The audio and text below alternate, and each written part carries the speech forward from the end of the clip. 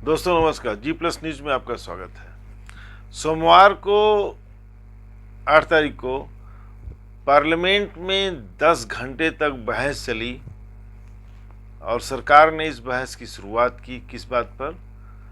वंदे मातरम, राष्ट्रीय गान वंदे मातरम पर, जो राष्ट्रगीत है, राष्ट्रगान नहीं, जो राष्ट्रगीत है, हमारा नेशनल सॉन्ग, नेशनल एंथम जनगण है और वंदे मातरम हमारा राष्ट्रगीत है। राष्ट्रगीत पर बहस चली 10 घंटे, उसमें भी आरोप और प्रत्यारोप हुए।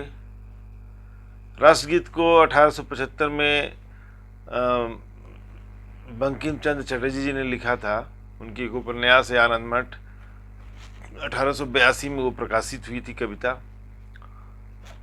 उसमें कई सारे उसमें चीज़ें थी, लेकिन कुछ 2 स्टेंजा को करीब और स्टेंजा को हटा करके 1905 में कांग्रेस ने अपने अधिवेशन में गाया। फिर उसको इस तरह से अलग अलग समय पर 1937 में उसको राष्ट्रगीत के रूप में, मतलब कांग्रेस के अधिवेशनों में गाया जाने लगा पैट्रियोटिक सॉन्ग के तौर पर। फिलहाल उसकी अपनी एक भूमिका है, लेकिन 150 साल उस गीत को लिखे हुए पूरे हुए, उस पर पूरे संसद की बैठक बुलाई जाती है और 10 घंटे चर्चा की जाती है कि उस गीत को लिखे हुए 150 साल हो गए।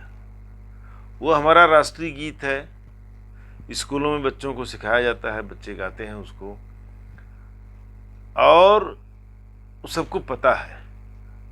ये बच्चे तक को पता है, पुराने लोगों को तो छोड़िए, क्योंकि ये स्कूलों में गाया जाता है तो सभी बच्चों को पता है इसका।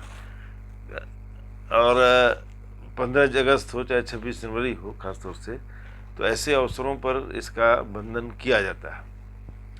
अब काम धाम रहने किया है, बंगाल में चुनाव होने वाले हैं, तो चर्चा किस बात पर हो रही है?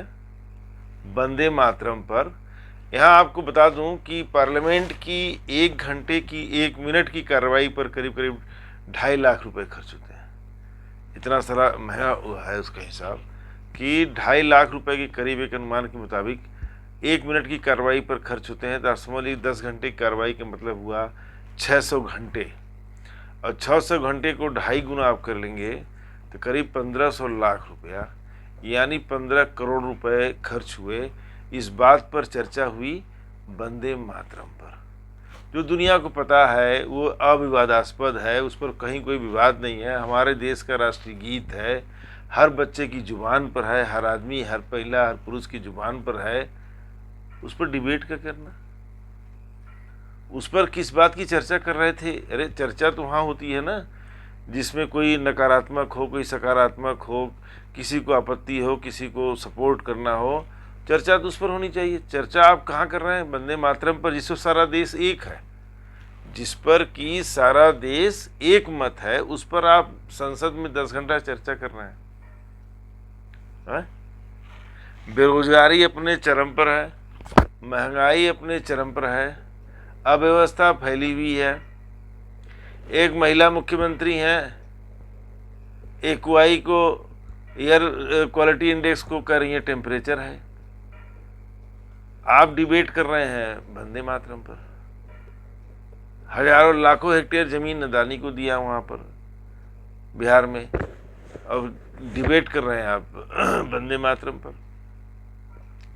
आज की स्ट्रेटजिक हालत ये हो चुकी है, रणनीतिक तौर पे आप देखिए, बहुत ही चिंता का विषय है देश के लिए कि चीन का प्रभाव किस तरह से साउथ एशिया में बढ़ता जा रहा है, किस तरह से कहीं बढ़ रहा नहीं बढ़ रहा, भारत को किस तरह से चीन घेर रहा है, और बहुत ही बुरी तरह से भारत को चीन अपने चारों तरफ से अपना घेरा बना रहा है।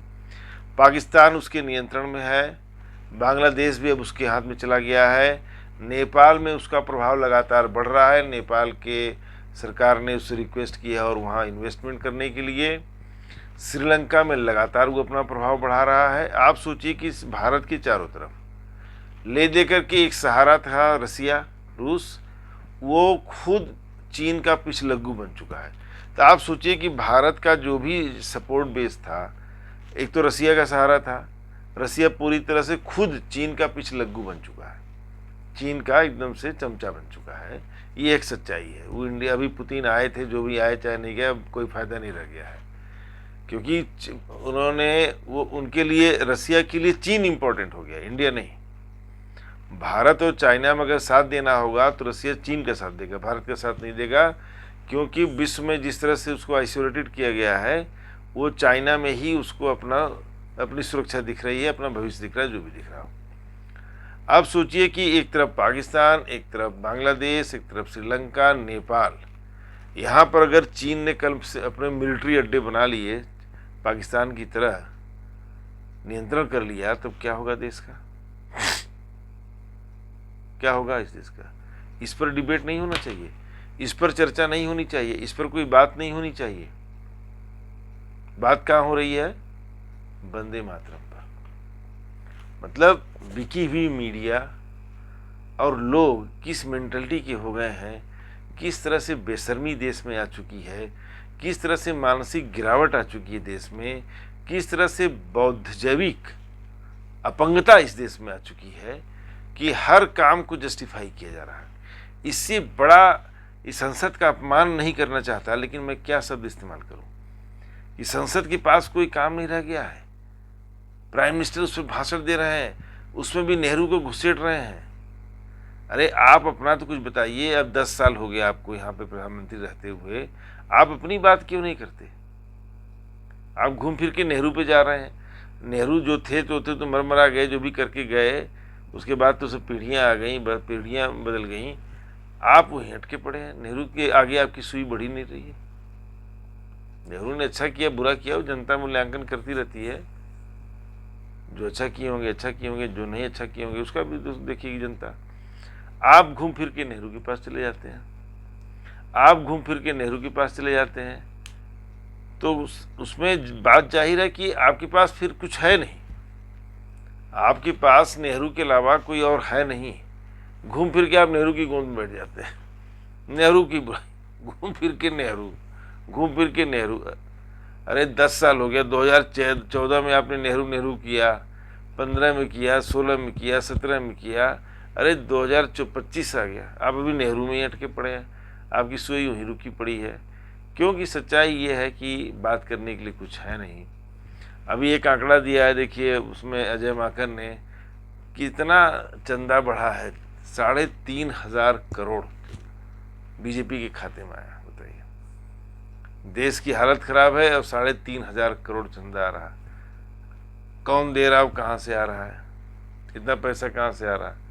इस पर नहीं किसी का ध्यान है, ईडी का ध्यान नहीं है। तो देश कहाँ जाएगा, क्या हो रहा है इसमें?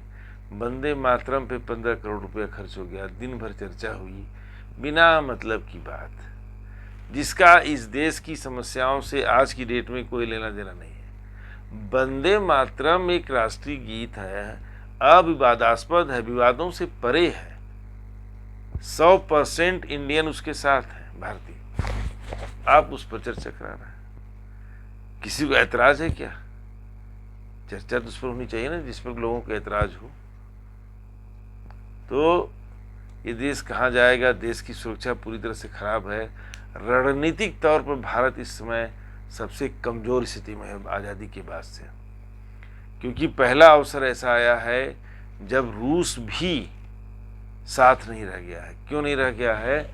क्योंकि रूस चीन का चमचा बन चुका है, वो चीन के साथ हो गया है। सच्चाई ये है। और आने से पहले ही, पुतिन के आने से पहले ही उनके विदेश मंत्री ने स्पष्ट कर दिया था कि चीन की दोस्ती की कीमत पर हम भारत या किसी से भी संबंध नहीं होगा, वो अलग है, वो अलग है। तो चीन के खिलाफ तो रसिया जाएगा नहीं।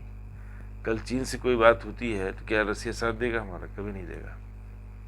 अब इनको पूरी विदेश नीति को एक नई दिशा देनी होगी, उस पर आप चर्चा करते। बदली हुई परिस्थितियों पे आप संसद के अंदर चर्चा करनी चाहिए थे आपको।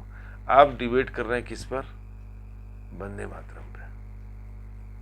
बताइए, ये देश कहाँ जाएगा? अब क्या होगा इस देश का? मिलते हैं दोस्तों नेक्स्ट वीडियो में।